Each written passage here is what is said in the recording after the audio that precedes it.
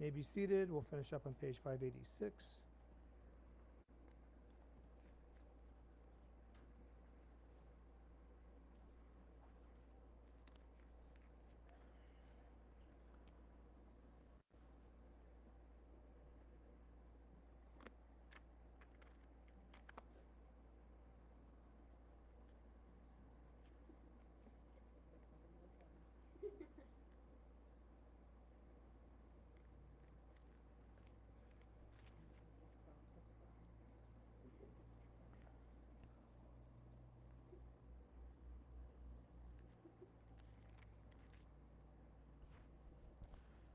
All right. Today is Shavuot or Pentecost. And it is the giving of the Torah at Mount Sinai. But it is also a time we reflect on, too, the giving of the Ruach HaKodesh, the Holy Spirit, to the Shlichim, or the apostles, at the temple in Jerusalem. And what's interesting is that all these different things correlate. They're things that happen the same. In the third month, which is the month of Sivan, which we're in right now, the people of Israel had left Egypt. They're camped at Mount Sinai. And just so you know, even though a lot of people call the Sinai Peninsula, that's not where Mount Sinai is. Mount Sinai is actually in Saudi Arabia, just across the Red Sea from the Mount Sinai Peninsula. And on the Egyptian side, there's a large post that Solomon, dedicating the crossing of the Red Sea, put on the Egyptian side, and he also put it on the Saudi Arabian side. And when they found out about it, of course, and where Mount Sinai is, the Saudi Arabians cut it down, and then they also put a huge fence around it to keep people from going up there. But it's there. It was proven. And also, what's interesting is that there is a land bridge just underneath there that everything drops off, but right across, going straight across the sea, is a land bridge that more than likely is where they crossed, especially since they found chariots, chariot wheels, armor, different things like that, Egyptian stuff there. So we do know that happened. And that's stuff that has been found in the last 30 years, you know. They figure that is also at where Mount Sinai is. Before the Saudi Arabians wouldn't let anybody there, they were able to, the scientists and stuff were able to take pictures and stuff, and there's a lot of different hieroglyphics or whatever that they were written down, Hebrew hieroglyphics of pictures of animals in the sea being split and different things like that they see there, that they have there. But what we see here is God tells Moses that some of the leaders present all this to them, and Israel, all together as one, said, we will hear and we will do, is the famous words. We will hear and we will do, meaning, we will do and we will hear is actually how it goes. Yeah, it was backwards. We will do and we will hear, meaning that they will do it and then they'll hear it. Basically, the idea is that they're gonna do it as they learn how to do it, and they're going to keep this. And so what's interesting here is that God tells Moses, okay, prepare everybody for the third day. Wash your clothes, all these different things. And this one sentence sticks out here, don't approach a woman. Now, a lot of people look at that as, oh, that's sexist. Why is that? Well, the idea was he's talking to the men not to have relations with your wife, because that would cause you to be ritually unclean, okay? So that's what's going on. That's what's being said. It has nothing bad to do with the women. It's just the men who are more into that type of stuff need to be told to refrain from that, okay? Don't do it. Stay pure. That's the whole part of it. For that day. Just for that day, yeah. For those days, 3 days. But then here's the interesting thing, is that on the morning of the third day, there was thunder, lightning, and a thick cloud on the mountain. Now what's interesting is in the Hebrew, thunder is the word kol, which means voices. Okay? Lightning is the word, I can't think of it now.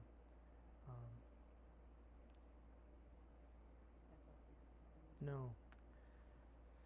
Gosh, I can't think of his name. It's, in Hebrew, it means it's not just lightning. It's barak. There we go. Barak. The Hebrew word barak means lightning, but it doesn't just mean lightning. It means brilliant reflection. Okay, and a thick cloud is always interpreted to be a large group of people. Okay, a large drawing of people together. Okay, and so what we find out here is that on the morning of the third day, there were voices. Okay, and that's one of the reasons why we read this Ezekiel chapter 1, is because they're describing these angels, these figures, and the sound they make. Okay, and one of the big sounds is their wings make a large sound of wind and stuff, rushing and stuff, but also their voices. And what's going on here is that God is giving Israel a ketubah, okay, a marriage contract, basically. Okay, He is offering marriage to Israel, and that's why all these things are important. That says, "We will hear and we will do." Or I'm sorry, we will do, we will hear. I don't know why I do that. We will do and we will hear. Okay, so they, in essence, accepted that they will do it, and now they're going to hear it. And so this is what God is doing at the time. Now, now He's going to tell us what is in the contract. Okay, and so we see here it's basically like a wedding. In Jewish weddings, there's two parts of it. There's the betrothal, and then the wedding. And the betrothal is where the groom brings a marriage contract to the bride-to-be and her family, her father in particular, and that discusses his part of taking care of her, what he is going to do for her, all these different things. And she will read and her father will read it, and if they agree to it, then they will drink a glass of wine, and then they will break a plate, signifying their acceptance of this contract. But that doesn't mean they're married. They can't have relations at that point, but they are considered to be married in the sense that they've been betrothed. Yes? In Jewish religion, we break a lot of Plates. Plates and Glasses, yeah. yeah. There's special occasions, yes, yeah. So we have this here. And so in the meantime, they are considered married. The only way to undo that would be for a divorce, a get. Okay? Which brings us to the story of Joseph and Miriam. She was betrothed to Joseph, and he loved her, and found out she was pregnant. And of course, to him, he didn't understand it, what was going on, and so he was going to divorce her privately, not to embarrass her or anything, because she could have been put to death or whatever at that time. But then of course God sent an angel, visited him, told him to take her and stuff. And what's interesting, and this is what I believe and what I understand, is that the story of Abraham and Isaac, the things going on before Isaac was born with the king of the Philistines, because she was taken into her house, and he paid money after he found out that she was Abraham's wife, saying that nothing ever happened. Here's money to prove that nothing ever happened. But people still said that Isaac had to be the king's son. But what's interesting is that God made Isaac look identical to Abraham, so that there was no way you could say that he wasn't Abraham's son. Okay? And I believe the same thing with Joseph and Yeshua, that God did the same thing, took Joseph's DNA and created the body for Yeshua so that he resembled his earthly father, Joseph. And so all these things that did come out, even came out later on, that he was the son of a Roman centurion or these things like that, were disproved because he looked exactly like his earthly father. There was no it was no difference. It was, and just as Joseph was a rabbi, a teacher, carpenter, which is he was probably literally a carpenter, but it was also a secret word that identified the rabbis as the ones who were builders of the people. They built up the people through Torah and stuff like that. Okay, and that would explain a lot of why Yeshua and his brothers were very knowledgeable in the Torah. Okay, especially James the Righteous, who took over the Messianic community after Yeshua's death. He was very much, he knew the Torah inside and out. Even the rabbis looked to him and stuff, and he's highly thought of in the Talmud. You can read about him in the Talmud. They defended him against the Romans just read about him. What was his name? Well, the Sadducees and the king at that time that was in Israel, not the Caesar, but I can't think of his name. Start with an A, didn't it? Anyways, so we see a lot of these same different things going on here, and we see this here too, is that God is bringing his army. You know, in a military wedding, you have a honor guard that's there. That when it's time, the bride kisses the groom kisses the bride, and it's time to go down. You see them with their swords up. They have the best uniform on, and they put their swords up at attention, you know, and make a cage, not a cage. What do you call it? A awning or something, you know, that they walk through, right? And that's what we see here too, is that these are God's angels. His army has come to celebrate, and so they're wearing their very best. In essence, armor and stuff like that. It might be glowing, glittering. Their voices are probably praising God and stuff like that. And then with their swords drawn, it's the glittering or the lightning. Okay, so the voices and the glittering of the swords, and then the amount of people, the amount that gathered with him on the mountain. Okay, that's what we see there. Now, what's interesting is that when we go back to here in Acts chapter 2, a lot of people kind of misunderstand this. They think that the apostles, the disciples, are still at some house in some room, right? They're not. They're at the temple. They're most likely in the area called Solomon's Colonnade, which is a place where the people would gather and they could watch the services going on, the sacrifices and stuff like that taking place. And they'd also meet for prayers and stuff like that. And that's where they were meeting, okay? And that's why it uses the same stuff. The festival of Shavuot arrived, and the believers all gathered together in one place. All the Jews are going to gather together. They're in that city, going to gather in one place at the temple for Shavuot, right? Suddenly there came a sound from the sky like the roar of a violent wind. Well, we just read that from Ezekiel, right? Sound of a violent wind, right? That's what the wings did. And it filled the whole house. Now here's the thing. When it's talking about house, these guys are Jewish who wrote this. House, in this sense, would mean the temple. The temple is always referred to as the house of God, okay? So when they say the whole house, they're talking the whole temple, okay?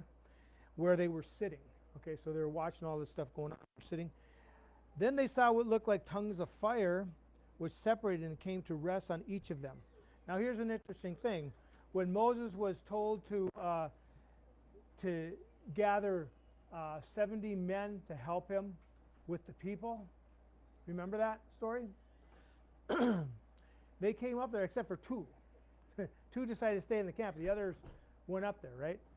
And so God took from Moses part of his spirit and rested it upon them. Which is interesting is that Jewish tradition and some of the stories say that it looked like flames of fire. Okay? That these were flames of fire. And what did they do? They prophesied. Even the two that were in the camp, and one of the Israelite young men came running up to Moses and said, hey, or I think it was Joshua, said, hey, there's two guys and they're prophesying in the camp. We need to stop them. And Moses was like, no, don't stop them. I pray that all Israel would prophesy, but that was part of it. And so what we see here is they were filled with the Ruach HaKodesh and began to talk in different languages. Here's another thing. So they began to talk in different languages. They began to prophesy, talk about God, stuff like that, just like what happened with Moses and the 70 elders. But the other thing is that at the giving of the Torah, when God spoke the Torah, it says that you could see the sound waves. When you throw rock in water, you see those waves, right? They said they could literally see the sound waves come off the mountain. God speaking. But not only that, but it broke off in 70 languages. Okay, that's what the 70 nations. Okay, so all the languages that were spoken, it broke off and went to each place, and the whole world could hear it. Matter of fact, it says there was no dog growling and no birds singing or anything. It was all quiet. And so that's why we see about these religious Jews from the different nations hearing these guys speaking in their language. These guys are from Galilee. How do they know that? How do they know our language? It's impossible. The only two languages they're going to probably know are Hebrew and Aramaic, maybe a little Greek or something, but really not too much, But how are they going to learn all these other languages that the Jewish people are hearing who are from different parts of the world? Have come to Jerusalem for the festival, right? It's because of the Holy Spirit, and it's a picture of the giving of the Torah. It's a picture of that. So what happened there is happening here. But you know what? It's going to happen again. In the last days, it talks about, as we were reading, I will pour out from my Spirit upon everyone. Okay? In these last days, it's going to happen again. We're going to see different things. We're going to see mighty things happening in the skies and on earth. And when Yeshua comes, he's coming to gather up his people Israel and those of the Gentiles who have taken hold of Israel. Okay? And they're not going up to heaven. We've all been taught that and stuff like that. They're going to Jerusalem. They're going to Israel. And that, at that point, is when called the Great Exodus that I think Ezekiel even talks about. I think we read that last week. Where they will be taken from all four corners of the world. The nations will bring them back, and the oceans are going to split, and it's going to be basically considered it's going to make the original Exodus look like nothing. And the people of Israel and those Gentiles have taken hold of Israel and are going to go there, and they're just like the children of Israel and stuff. When they came out of Egypt, they came out with a mixed company of people, right? They came out, they weren't just all children of Abraham, but they were Egyptians, Nubians, and Libyans, and so forth, other people that seen what was going on, trusted Moses and the promises of God, and went with them and became part of Israel. Yeah. They showed that in Prince of Egypt. There's my favorite scene in the whole movie, because there's these two Egyptian guards. They see these Jewish people, children, men, women, marching away. They're like, okay. They just throw their spears down. Start going with them. Yeah. I'm like, okay, Yeah. I know what he's doing. I like Yep. what he's saying. And as we look through here again, we see in Zechariah 8:23, it says, in those days there will be 10 men from the nations, and they will take hold of a Jewish man's corner of his garment, which is what's in the corner of a Jewish man's garment. It says tzitzit, which represents God's Torah. Okay? they're going to grab a hold of the Torah and of this Jewish man who we believe is the Messiah, according to what that is saying, and say, we want to go with you, for we've heard that God is with you. Okay? So the Gentiles who take hold, not becoming Jewish, okay? That's not what God is calling Gentiles to do. God is calling us to be who we are. The Jewish people have a special calling. Doesn't make them better than everybody else. It just means that they have a special calling, okay? Just like Israel is split up, you have the priests, the Levites, and the people of Israel. They all have their duties, but an Israelite cannot do what a Levite does, and a Levite cannot do what a Cohen does, or a priest, right? They all have their separate jobs, right? And but it does say that God will take from the nations those who he will also make into priests, okay? Those that take hold. It also says in Ezekiel too that in that time too that you will no longer call the foreigners, talking about the Gentiles, foreigners, but you will call them sabra, means homeborn, born in the land. And they will be given an inheritance in the tribe in which they live, no longer to be different, okay? And that's why God included in the land of Israel, even the foreigners, included in the Torah, those who live in Israel, the people and the foreigner living with you, okay? Because this is all for everybody that takes hold of God's Torah, you know. And the thing is that God doesn't expect us to, we can't. God knows that we're not going to be perfect. He's never called us to be perfect. What he's told us to do is do the best we can. Have a circumcised heart. A circumcised heart is one which we desire to do the things of God, you know. And when we do fall, when we do make a mistake, we feel bad about it. We feel, you know, we've separated ourselves from God, and we need to get back to God. We need to get back to that relationship we have with him, right? And that's important because there's a lot of people out there that don't understand that concept. And I'm sorry to say, but the church as a whole is not what God called. He called Israel, and he's calling Gentiles to join Israel in that sense, okay? The church, God has used the church in many ways to bring about the word, the Bible going throughout all the world, okay? And not everybody in the church is bad, I'm not saying anything about it being bad. It's just that it's not what God designed. The church really, when you take a look at its history, is a man-made organization, okay?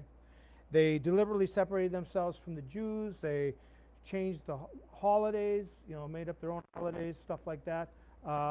Changed the Sabbath, all these different things, which is what was prophesied that the man of perdition would do, okay? And the man of perdition, I believe at that time, because there's several different ones, was Constantine, who basically said that everybody's going to become Christian now, but we're not going to include the Jewish stuff, that part of it, and we're going to change the temples that we have into churches, which, you know, interesting thing is that the word church comes from the Greek word ecclesia. Well, so does synagogue. Comes from the same word, which means congregation. Okay, that's what it means.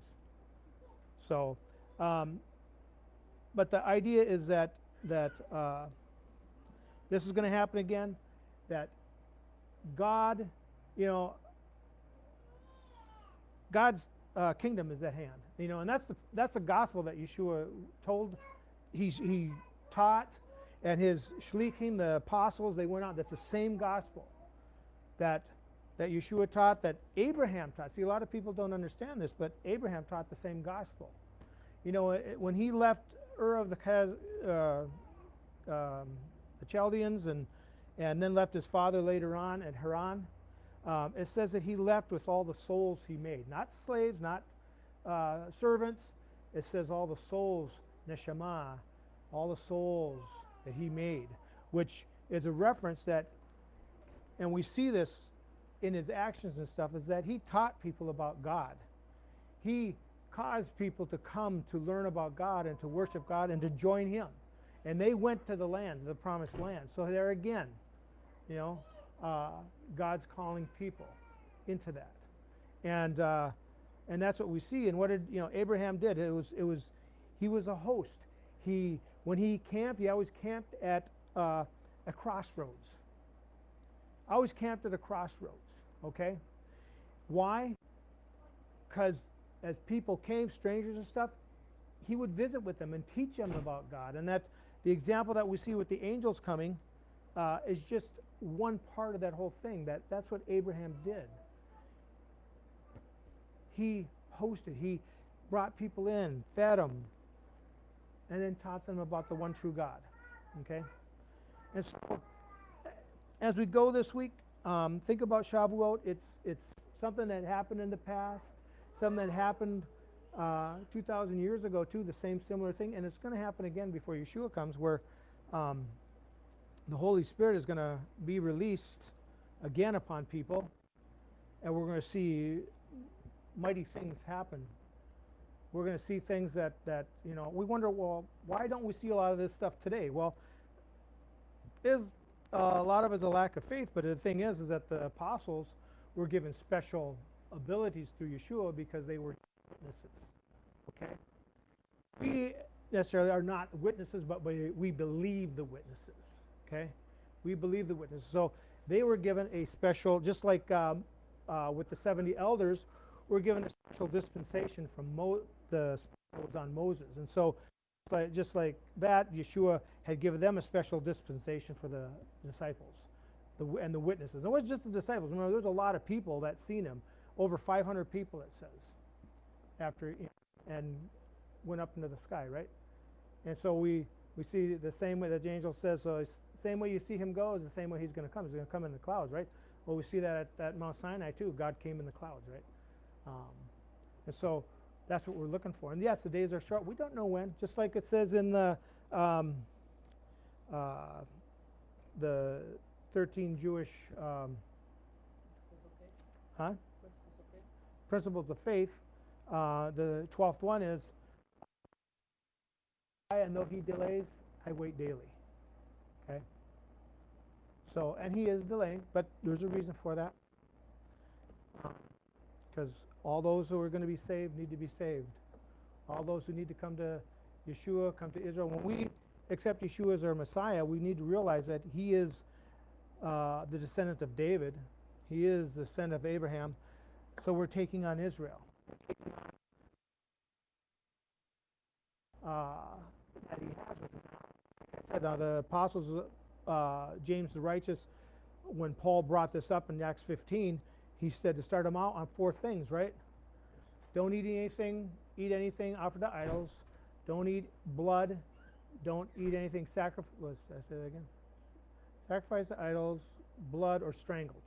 And keep away from fornication, right? Don't commit a fornication.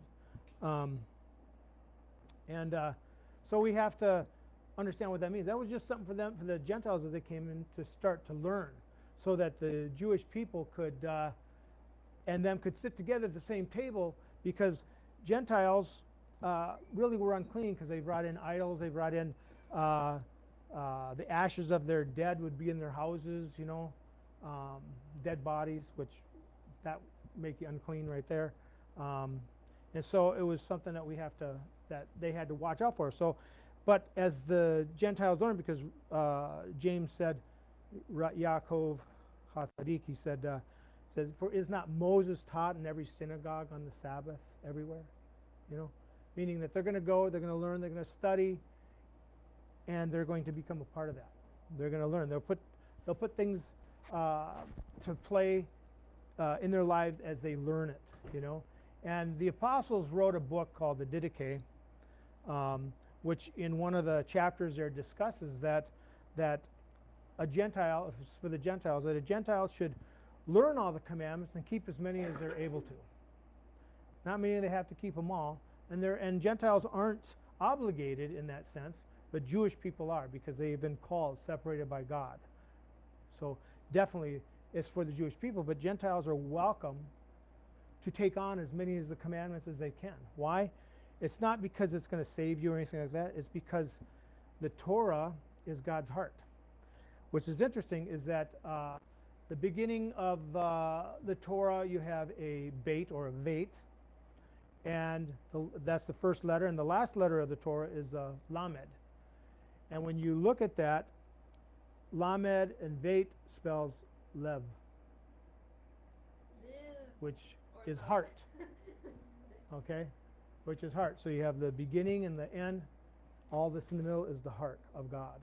And it's because we love God and we know that that's what He loves. That's what He enjoys. That's what pleases Him. And as spouses, we want to please our spouse, right? We want to do what we can to please our spouse.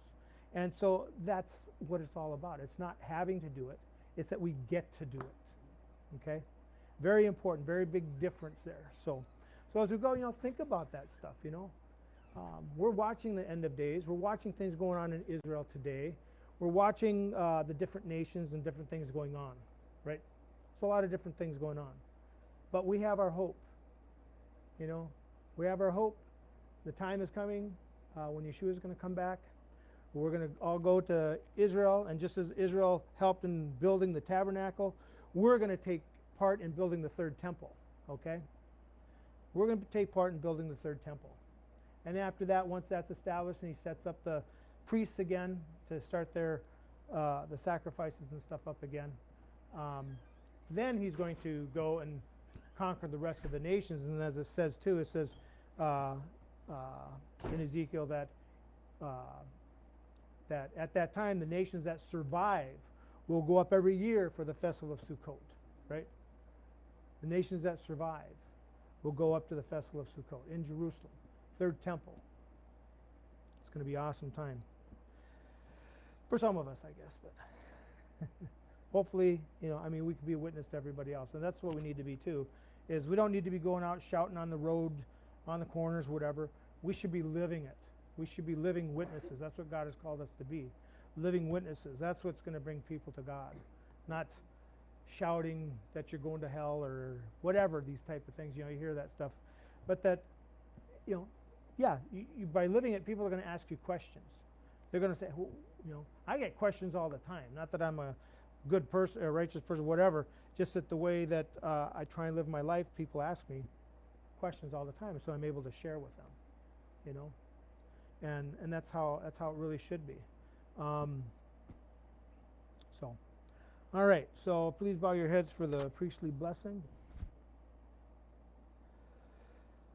Our God and God of our fathers, bless us with the threefold blessing in the Torah written by the hand of Moses, your servant, and pronounced by Aharon and his sons the priests, your holy people, as it is said. May the Lord bless you and protect you, if you will. May the Lord make His face shine on you and be gracious to you, if you will.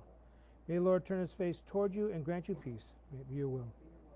Yevarecha Adonai v'yishmerecha, Yareh Adonai panav elecha v'chunecha, Yisa Adonai panav elecha v'yasem lecha shalom. Go in peace. Chag Sameach Shavuot, a happy Shavuot festival, and join us for a meal after here now. So, thank you.